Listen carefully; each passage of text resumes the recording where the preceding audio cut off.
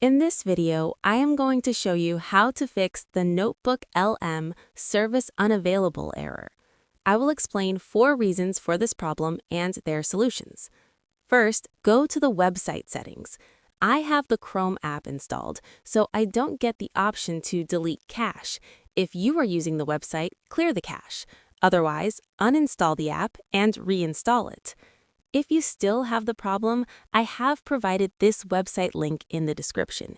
Use it to check the status of NotebookLM. If it is not working, wait for Google to fix the issue. If it shows that everything is working fine, move to the third solution. Check whether NotebookLM is restricted in your country.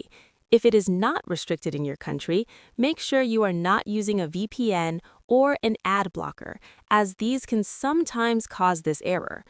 Finally, if you still get this error, make sure your account is not age-restricted and that you are 18 or older.